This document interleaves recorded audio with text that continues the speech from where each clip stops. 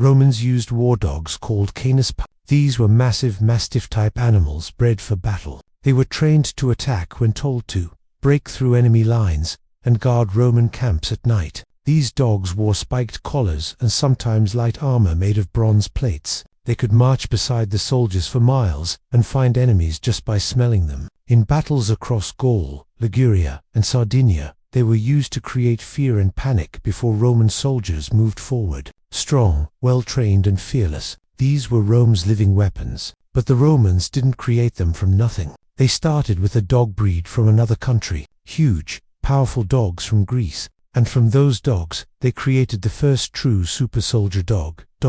When Rome took over Greece, they didn't just take home statues and scrolls. They brought back something far more wild and fierce. Huge, heavy-headed Molossian hounds. These weren't your average farm dogs. Coming from Epirus, a region in ancient Greece, Molossians were already famous for their size and fierceness, often used for guarding farm animals and fighting off robbers. The Romans, who were always practical, saw what these dogs could do and began a careful breeding program. They mixed these amazing Greek giants with native Italian mastiffs. They carefully bred them for traits that would create the ultimate warrior dog. We're talking about bone-crushing jaws, huge strength, and nerves that stayed calm even when swords clashed all around them. Within one generation, they had the Canis Pugnax. This literally means the fighting dog. A male could easily weigh more than 100 pounds, yet run like a wolf, making it a scary figure on any battlefield. This wasn't just about size, it was about a specific, ruthless personality.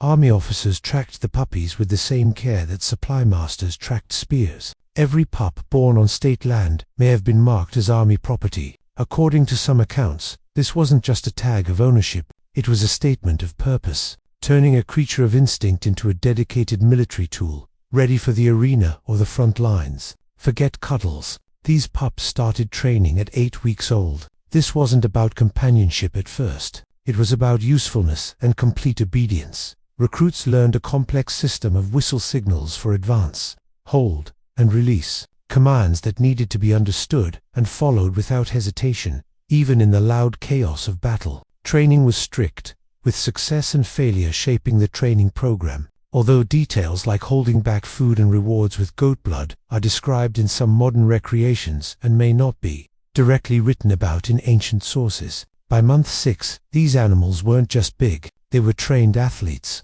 They could walk beside a marching column for 20 miles, ears moving to every change in rhythm, their endurance matching that of the soldiers themselves. Socialization meant living right in the tent area. Soldiers slept beside the dogs, so each beast learned to tell Roman soldier leather from Gallic wool by smell alone. This scent-based recognition was very important, allowing them to tell friend from enemy, preventing accidental attacks on allies. When a dog tore into a dummy stuffed with boar hide, being good at it was valued. Less skilled dogs might be given guard duties rather than frontline combat. Spiked collars, absolutely real and terrifyingly effective. Leather straps held bronze studs as sharp as a pen point, designed to cause maximum damage and protect the dog's vulnerable throat. Some handlers, not happy with just collars, are said to have added extra armor or protection, though stories of blade anklets should be taken as dramatic exaggerations. Direct evidence for such weapons is scarce.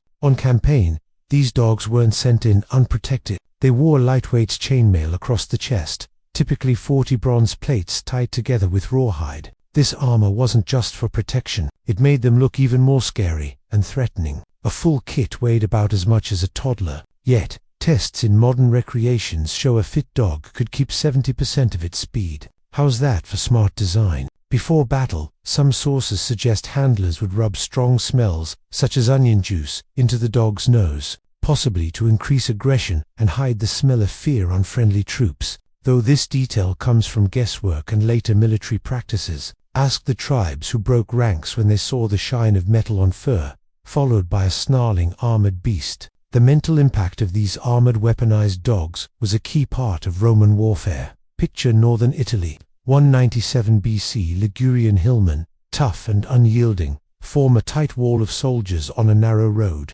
Roman cavalry can't move around them, and infantry would waste many hours in a costly head-on attack. The solution? Release 20 Canis Pugnax 50 yards ahead of the first cavalry unit. The dogs crash into the shield line like furry cannonballs, their pure force disrupting the enemy formation. This wasn't just a fight. It was a planned shock tactic designed to create chaos and break the enemy's courage. The horses behind them rear up, not from dog bites, but from pure horse panic at the smell of predator and the unexpected violent impact. Ancient records rarely give specific casualty numbers for such encounters, but do note instances that enemy formations could be broken, allowing cavalry and infantry to strike. This same brutal trick worked against Gallic cavalry in Aquitania. Dogs aimed for the horses' soft noses. One well-placed bite, enough to scatter a charge before riders could level spears. The tactical usefulness of these dogs was also clear in campaigns like the reclaiming of Sardinia in 231 BC, where consul Marcus Pomponius Matho used scent-trained dogs to hunt down guerrilla forces hiding in caves and forests, a task human soldiers struggled with. The dogs weren't just fighters, they were force multipliers, turning stalemates into defeats and making impossible terrain workable for Roman Gauls. Sometimes terror needed an upgrade. Enter the fire carrier. Dogs trained to carry small clay pots of blazing oil. Some sources suggest a handler would light the wick, send the dog charging, and the pot would shatter, splashing burning oil across shields, uniforms, and bare legs. Accounts of this tactic exist in scattered references, but are rare and likely exceptional, not routine. Ancient sources referred to it as the stink that routs men, a testament to the combined horror of fire, chaos, and the smell of burning flesh. The actual survival rate of these dogs is uncertain, and while Romans valued trained animals, these missions were extremely dangerous for the dog. Between fights, these four-legged warriors pulled night watch duty. One dog per century patrolled the tent line, circling every hour with senses far sharper than any human guard. An intruder would first trigger a low, deep growl. Ignore it, and the animal wouldn't hesitate to go for the thigh artery. This wasn't random aggression. It was a step-by-step response, trained and precise, ensuring the camp's security. On long deployments, the same dogs doubled as hunting hounds, bringing down boar and other game to add to grain rations, contributing directly to the army's food supply. When their fighting days were done, these veterans weren't simply thrown away. They retired to farms outside Rome, and some may have been given special recognition, as shown by gravestones showing an old mastiff lying beside a gladiator, touching symbols of parallel service and the deep, if practical, respect the Romans held for these creatures. It highlights a unique aspect of Roman society. Even animals, if they served the state,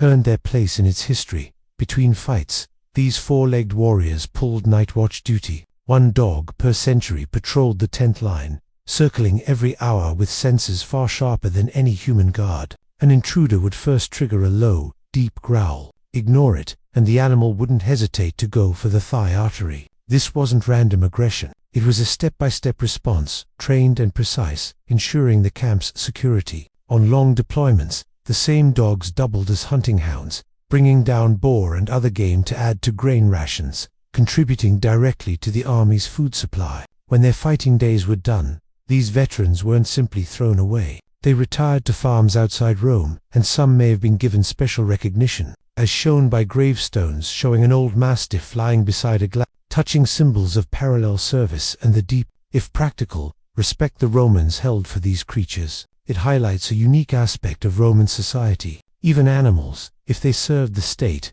earned their place in its history. So the next time you see a mastiff walking across a park with its big build and watchful eyes, pause for a moment. Picture it 2,000 years earlier, muscles tight under bronze, eyes locked on a shield wall, paws pounding as the first sound of Rome's victory roar. Because before the empire ruled the world, it had to rule chaos. And for that, it built a weapon that panted, prowled, and when given the word, simply shattered everything in its path. If you learned something tonight, give the video a thumbs up. Drop a comment on which ancient topic we should chase next, and subscribe for more history that truly bites.